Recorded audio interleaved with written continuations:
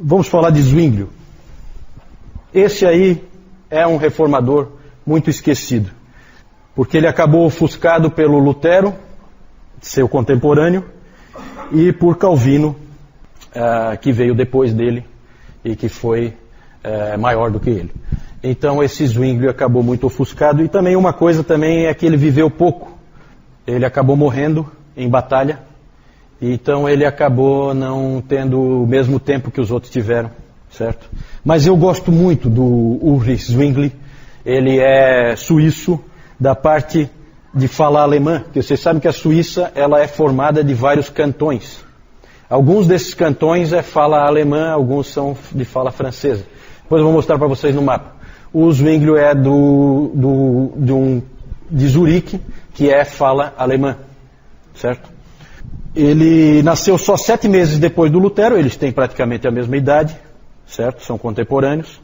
Filho de camponeses, ele formou-se na escola dos humanistas, então ele já recebeu influência humanista e assumiu o pastorado de uma grande igreja em Zurique. Lá ele começou uma obra reformadora.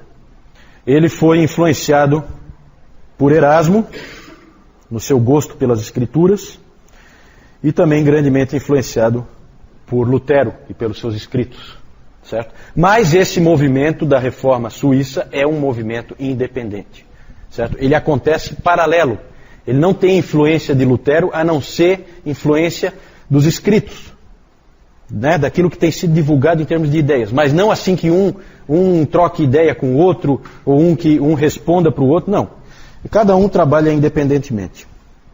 Logo na igreja, onde ele era o pastor, ele implantou um modelo de pensamento completamente novo, em que tudo tinha que ser baseado nas Escrituras.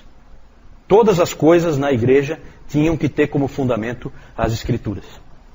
Ele levou isso tão a sério, que, e é uma coisa estranha, porque de todos os reformadores, e são vários que tem, de várias gerações, de todos os reformadores, esse era o que mais talento musical tinha. Ele era um músico de boa qualidade. Entretanto, foi ele que tirou todos os instrumentos musicais da igreja. De tão a sério que ele levava essa ideia de que só ia ter no culto aquilo que a Bíblia mandasse que tivesse. Certo? Então é interessante porque ele adorava música, e é justamente esse cara que adora música é que tomou essa atitude. Diferentemente do Lutero, a conversão do Zwinglio ela foi gradativa. Ele era um padre católico romano, e aos poucos ele foi reformando a igreja dele, trazendo para dentro das Escrituras. Certo? Não foi uma experiência assim como foi no caso do Lutero. Ele era um grande pregador, extremamente capaz, arrumou confusão com o Papa várias vezes, porque ele pregou contra o arregimentamento, tá certo isso? De jovens suíços para serem mercenários nas tropas do Papa, que ele achava isso um absurdo. Ele era suíço, ele gostava do país dele. E também ele pregava contra as indulgências. Nada de novo aí. O Papa não gostava nada dele. No ano em que ele assumiu o pastorado, a peste atingiu Zurique, em 1519. E quando acontecia isso, quando a peste, porque a peste tinha sido já antiga, mas tinha assim, voltava, sabe, em alguns lugares. E quando acontecia esse tipo de coisa, de vir a peste numa cidade, as pessoas saíam da cidade. Compreensível. Alguém chegou a observar, naquele tempo, que os médicos e os pastores eram os primeiros a sair. Quadro triste, né? Justamente quem tinha que ficar eram os primeiros que fugiam, os médicos e os pastores. E Zwinglio ficou. E assim ele ganhou o respeito daquela população, porque ele ficou para cuidar daquelas pessoas. E ele acabou ficando doente também, chegou à beira da morte, e essa experiência de quase morte fez com que ele saísse dali fortalecido e com muito mais vontade de trabalhar para a glória de Deus. Deus usou essa experiência na vida dele. O ano de 1523 foi um ano importante em Zurique, porque os líderes da cidade tinham que decidir o que a cidade seria. Porque naquele tempo era assim, cada cidade decidia se ia ser protestante ou se ia ser católica. Isso era uma decisão do governo da cidade. E a cidade de Zurique tinha que tomar essa decisão. E aí, nessa ocasião, o Zwinglio foi escolhido para ser o defensor do protestantismo. E aí, por ocasião disso, ele escreveu esses 67 artigos, que são parecidos com as 95 teses, só que muito mais avançados. Né? A minha mãe estava me mostrando aqui um estudo sobre as 95 teses, e se você lê as 95 teses, você vê que elas têm um tom muito católico. Né? Causa uma certa decepção para quem lê. Por quê? Porque tudo era muito novo. Trata-se de um monge agostiniano escrevendo para o Papa. Né? Ou chamando a atenção para a igreja como um todo, mas ele tem em vista que o Papa abra os olhos. E então é realmente estranho. Esses 67 artigos já têm um tom muito mais protestante. Né?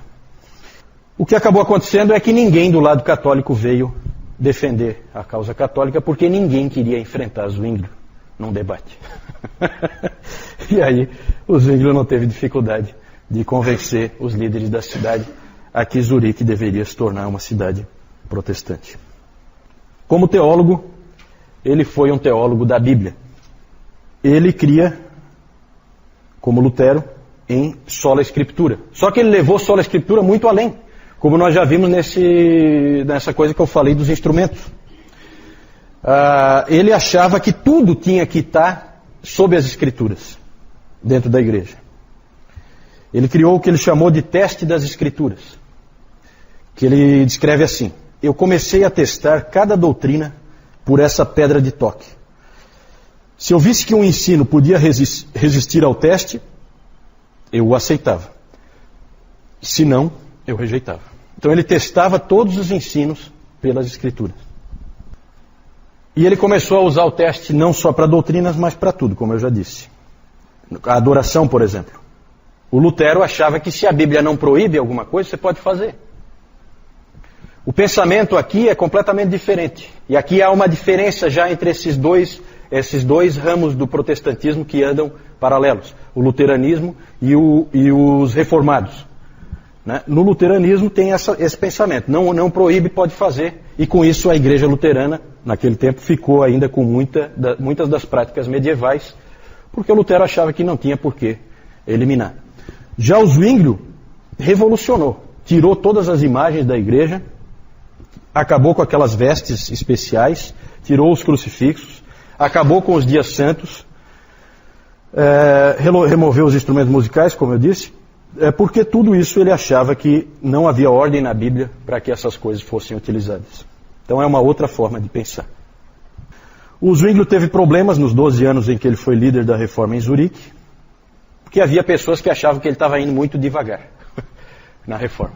Ele já estava indo muito mais rápido que o Lutero, e ainda assim tinha gente que achava que estava muito devagar a reforma.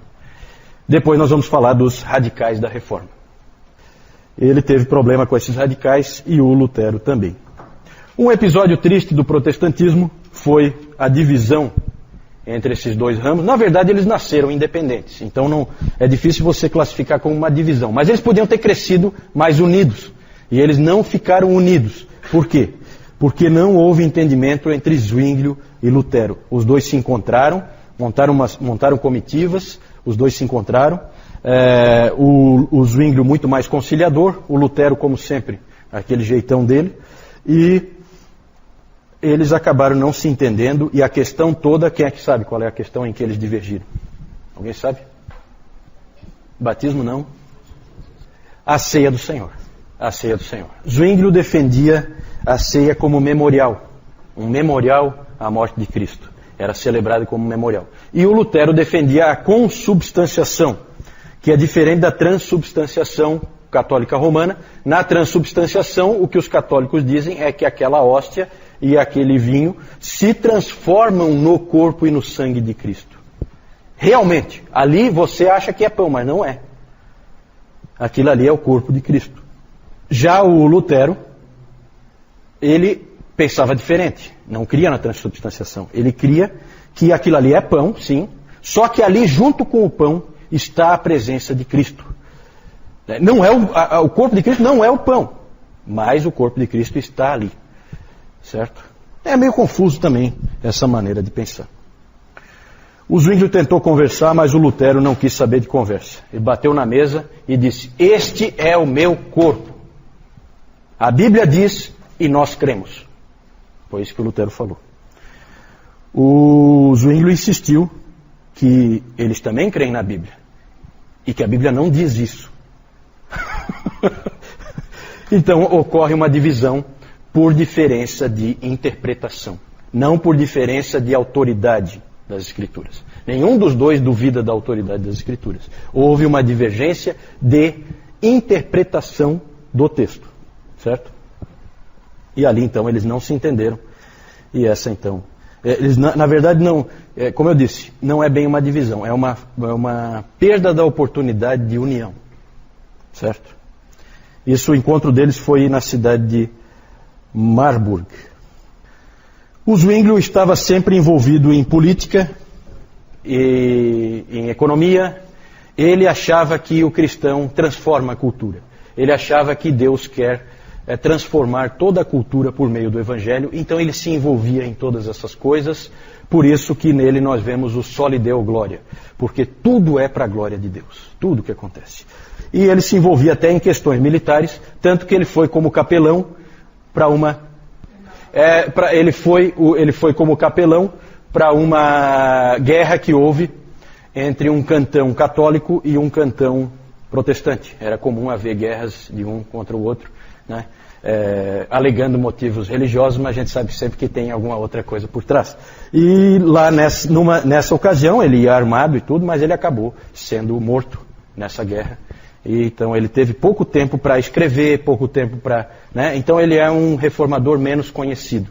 Mas você já vê claramente que Calvino vai seguir a linha dele e a reforma suíça vai ser tocada para frente lá em Genebra, pegando muita coisa que o Zwinglio já tinha estabelecido. Fala, Cício. A pergunta do Cício é se a prática, se a divergência deles era em termos de prática ou era só realmente na interpretação das Escrituras e na teologia. Eu creio que a diferença era basicamente na teologia. Para eles, para esses homens, a teologia é muito importante. Muito. Certo? O que você crê é fundamental. Né? Na verdade, você é salvo pela tua fé.